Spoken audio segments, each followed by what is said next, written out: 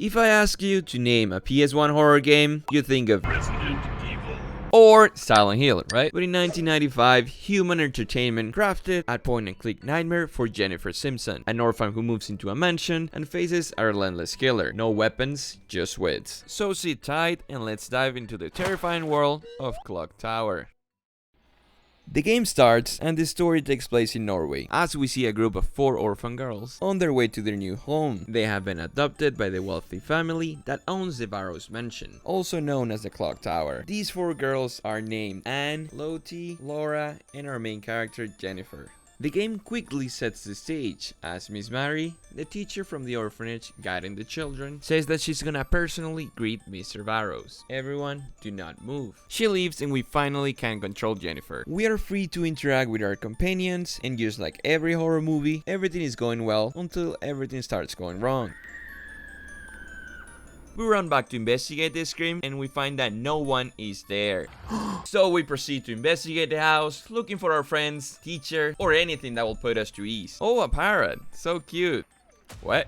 Somehow this parrot kills Jennifer, so I now openly condone bird smuggling. There is no answer to be found in any of these rooms, so we start to collect everything we can in order to protect ourselves. We grab a bottle of perfume, black robes, and car keys. That's what we got so far. We find a very steamy room, so this should be the bathroom. It's not pee-pee break time, so Jennifer opens the curtains of the bathtub.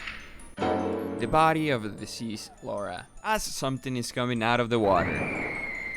The scissorman finally makes an appearance, as he's chasing us out of the bathroom. It's not up to me, so fighting is not an option. We hide in the car until the scissorman stops his pursuit. Hiding is the only way to get him off of our back. Even though we have the key of the car and we could leave right now, we are decided to keep exploring. On one of the first rooms we visited, on top of a drawer, there is a box we haven't checked. The west wing key is in there. Now we have more room to explore. Jennifer also finds some insecticide that could come in handy. You will throw it in the face of Scissorman, right? No, that doesn't work. So instead we use it on a swarm of insects living inside the fridge. What do we find inside? A golden key. What does it open? I don't know. We start moving towards the west side of the manor, and in that corridor we hear. We check the windows to see what the scream is about. We see our friend Anne fall to her death. Now the only people are alive are Lottie, the teacher, and Jennifer. Already in the west side of the manor, we see a similar layout of rooms. The search for the remaining people we came in with continues. Next to the bright bathroom, Jennifer enters a very dark bedroom. She quickly recognizes that there is a presence along with her. Regardless of the eerie feeling, we investigate drawers and boxes. There is a key next to the clown doll, labeled as ritual key. We check the gramophone because it started playing out of nowhere, and right behind us, that doll is pretty much alive. As we try to exit the room, the door is locked. I'm not surprised, given that this is a horror game, so we have to fight the entity.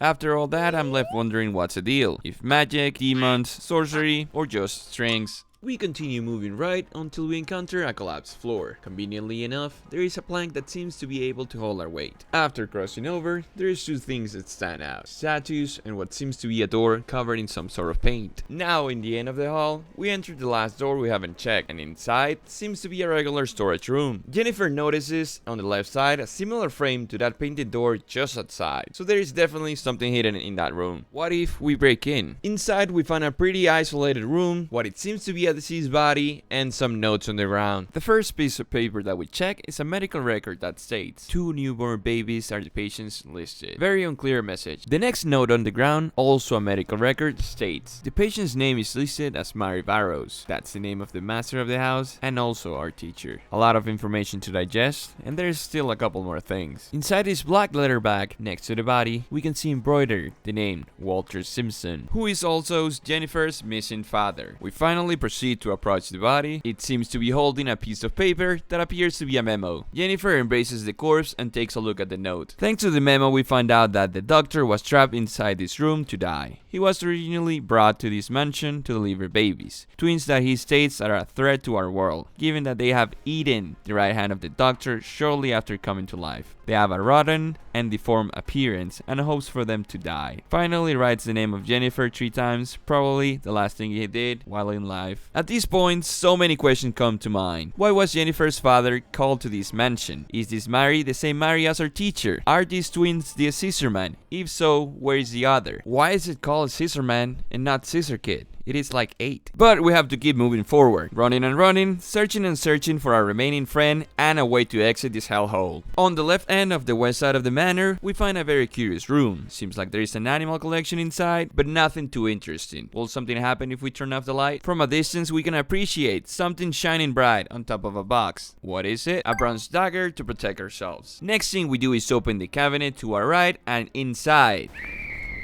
I don't know what that is, but it has a key, so I'm guessing I need that key. With help of our newfound dagger, we get rid of whatever that is. The bird's cage key is what we find, but we have not seen any birds other than the parrot, so that's what we're looking for next. It's a very gruesome looking space. What can we find in here? We use the key in several of these cages, and there is absolute no meaning of doing this other than Jennifer coming to this realization. Me too, I want to run away as well. Back in the main hall, we find a door where we can use the golden key found in the fridge before. Inside stands before us Miss Mary, who we are already suspicious of. She says she's glad to see us as she pulls out a knife and starts coming at us. Oh my god, like this person's evil. We run faster than Usain Bolt in Beijing 2008 and enter a library. We are already in here, so we might as well search for some clues. There is a piece of paper on one of the books we investigate that goes: the demon idol is carefully guarded, a tree within a forest, a person within a crowd, a statue among statues. Cryptic enough, but I'm not analyzing it so much, so I'm just gonna check all the statues. And just like the verse said, there is something here. We find and collect a small statue that surely holds some symbolism. At the moment, we have investigated pretty much every room but one, so we go ahead and enter the ritual room, where we notice a couple of oddities. Inspecting the floor in the pentagram, there is definitely a trap door. There is a golden pedestal where the statue we collected before fits perfectly. It only makes sense. So after placing the statue, the suspected trapdoor is finally open a long way down. We made it to some sort of cave system under the mansion, and we see two things: a person with a black robe and a Doberman. He surely is very nice, like any other animal in this house. I'm not surprised. We have to do something different to go through him. We put on the black robes and apply the perfume that we found when we started collecting items. This way the dog led us through. It's not even 5 feet. We see a cave entrance where we assume the rogue person went in, but we're exploring the full cave before advancing. And it's there where we see our remaining friend. Sadly, Lottie is not making it out of the clock tower alive. Before departing, she leaves us with a key lead for the story. This switch is what she says. After what she has seen, that has to mean something. We say our goodbyes and go behind that black robe person. Inside here, we see a cave system, and all we can do is be careful. We notice some devices and kerosene. We keep pushing forward blindly. Almost in the next area of the cave, we see a fancy looking room. At this point, I expect everything. We get closer to get a peek behind the curtains, and what do we find? A humongous monster that resembles the facial appearance of the scissorman. And even worse, he's chasing Jennifer now. Decided to keep her alive, our main character makes a run for it. Goes across the water, climbs the steep surface, and trips the can of kerosene. Conveniently enough, setting in fire the whole thing. Jennifer got a kill. After all that, the place seems to be falling to pieces, so we escape and get to expectate this. That clearly means something for the future of the plot. We keep running and take an elevator that we found, which is something you shouldn't do if you're in an earthquake. We go up and make it to what it seems an upper floor in the mansion. Next thing we know, we find Miss Mary once again, the person behind all this mayhem. She claims we deserve a punishment for killing his boy, so after that statement we can confirm a couple of things. She is indeed Mary Barrows, and the thing that we killed before is the twin. So we confront her, and since a 15-year-old is stronger than this psychopathic woman, we win this struggle and escape. We go out the balcony and take the ladder to our right, since Mary is still on our tail. Climbing the clock tower, we get this very dramatic scene. Mary grabs Jennifer's leg. Luckily enough, she falls from the struggle, presumably to her death. Jennifer finally makes it to the top of the clock tower, and the poor soul is now being pursued by an enraged scissorman. In the clock room, Jennifer sees two switches, which she pulls down immediately, making the engines of the clock around start working. This takes an effect on the scissorman, and he falls to never be seen again. Jennifer is so devastated. 3 down. There is no other person alive in this manor other than Jennifer, at least that we know of. The credits starts rolling, and that's pretty much the canonical ending of the first clock tower. Yeah, there is 9 endings to Clock Tower First Fear. I even got one that's very real in my opinion. Jennifer just grabs the car keys and leaves. The others are just variations of what good or bad can happen, but we know that our playthrough is the right one because the story continues a year after, now in 3D. We can see Jennifer in some sort of hypnosis procedure, supervised by 2 new characters, Professor Samuel Barton, a criminologist studying the Scissorman case, and Helen Maxwell, who is the professor's assistant and also Jennifer's new guardian. Just like the first game, exploration is crucial to gather leads or objects that will help us further advance in the story. Same as interacting with other characters, the dialogue you have or not will determine who you get to play with across the game. So the professor steps outside of the office and gets a notice from Harris, our research assistant, that a news reporter wants to do an interview on the professor and his investigation around the Clock Tower incident. So Professor Barton takes the elevator and goes down to the first floor, decided to give these reporters what they want. These two are Nolan and his cameraman Tim. Are you supposed to have a camera? The focal point around the interview is the identity of the murderer, which obviously we know it's the man with the big scissors. But since the professor was not present at the time of the events, he doesn't give much credit to the existence of the monster Jennifer dealt with. Interview was cut short. Barton doesn't really like magazines or the whole drama around the case. He goes back up to his office since he is expecting a visit. Before going in, he inspects the demon statue that Jennifer found in the Barrows mansion and decides he is getting more insight in the artifact. He proceeds to tell Harris to please put it in the hands of Rick, a retired butler that used to work for the Barrows family. With all that in motion, the professor goes to the therapy room where 2 people are waiting for him. Inside, Edward, a boy that apparently survived the Clock Tower incident just like Jennifer, and his legal guardian, Kate. Edward has lost his memory, so he's going to tell all he can to the professor. Meanwhile, we're going to see what Jennifer is doing. After getting the notice that there is another survivor to the Clock Tower incident, Jennifer decides to meet this individual. Jennifer gets acquainted with the pair, and Kay asks Jennifer to come chat with Edward any chance she gets in order to help Edward regain his memory. After that interaction, Jennifer goes back to her place and notices that someone is outside her home. It's the reporter Nolan, which is now inside her room.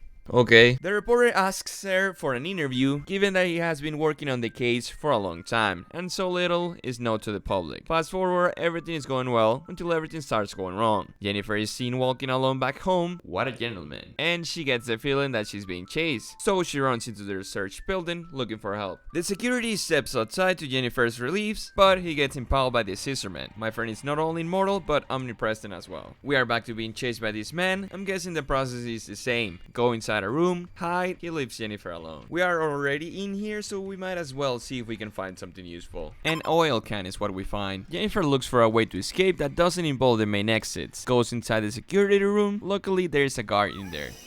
There was. Still in shock, Jennifer finds a ladder key next to the body. That's definitely the route we're using to escape. So we go up the stairs, open the emergency exit, and set the ladder loose. Jennifer survives the scissorman one more time. She runs to the police department and notifies of her scissorman encounter to the inspector gods. Nolan hears the news of the murderer's appearance and runs to Jennifer to ask a couple of questions. The reporter then offers his help in any way he can. Jennifer asks for him to interview a man named Rick, the same individual that Professor Barton sent the statue for inside, and if possible retrieve the artifact as well. What a nice chandelier. Next thing we know, Nolan is talking with the infamous Rick, the man that served the Barrows family for a long time. In this interaction we find out that this man worked in the Barrows mansion until the twins were born. At that point, Simon Barrows fired all the servants for their own safety. Nolan is looking for any lead that indicates how to get rid of the scissorman. Rick mentions 2 things. A similar monster was born in that family before, which implies it can be killed, and the existence of a castle where the Barrows lived before. Surely there is an answer lying around that place. Rick stands up, trying to remember the location of the castle, when suddenly the man is crushed by his own chandelier, and the lights are off in the house. Following this, we can hear the infamous scissors getting close. Nolan still needs to know where this castle is, find the statue, and more important, get out alive. We hide in the first wardrobe we can, and pray for the scissorman to lack common sense. How does he open the door? Inside the wardrobe Nolan hid, he noticed something was stored besides him, the demon statue. Still not on the clear, he goes to the next room, and what? Excuse me? Hello? My friend is watching his favorite show, so we bolt before he notices. Running down the stairs, incoming the most epic gamer moment in the whole game. That was it. So we go back up, hide again in the wardrobe, No, we can use the sheets. More often times than not, this game made absolute no sense. Once again downstairs, we keep investigating. We grab some powdered soap and head to the kitchen. Apparently in this mask on the wall, the location of the Barrows Castle is written, so we got all we need now. Out of nowhere, things start going paranormal activity, Nolan breaks the floating mask, and I'm left wondering once again. Magic, demons, sorcery, or just dreams. We escape through the patio where Rick's dog is agitated. He is about to act up, but Nolan throws the powdered soap at his eyes and leaves another day. Jennifer gets the news of everything that went down at Rick's house, including the castle location and statue. Lastly, they take the decision to go to England to find this place. Jennifer tells everyone about the trip and they are all on board, including Professor Barton, Inspector Gotts, Kay and Edward, Beth and Harris, and finally Helen. Already in England, they road trip the woods to find the castle. On their first night, they decide to camp and we get the news of 3 people missing: Harris, Edward, and Jennifer. How does this happen? I don't know. They don't ever explain. Next thing we know, Jennifer appears tied up in the castle.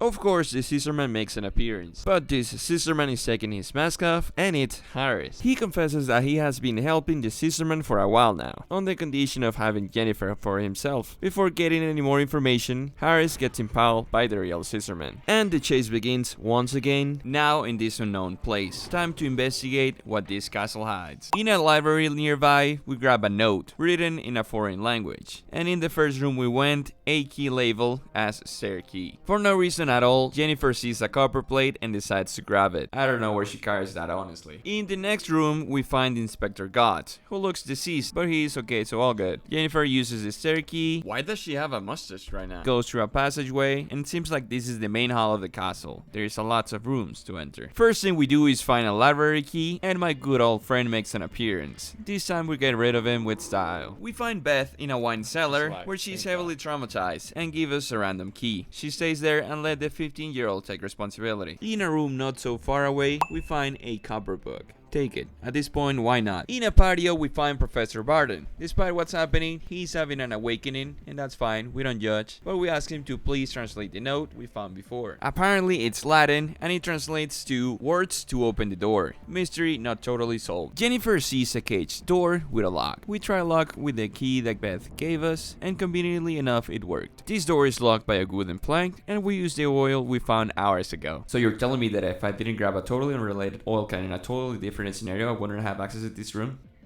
I guess this game works like that. In here, we find 4 different things. The corpse of a scissorman with a key, a candle, and a rope. Seems like very important stuff overall. We open the chest on the corner with the key found in the coffin. And inside, Helen. The man with the big shears makes an appearance, but we're tired of running.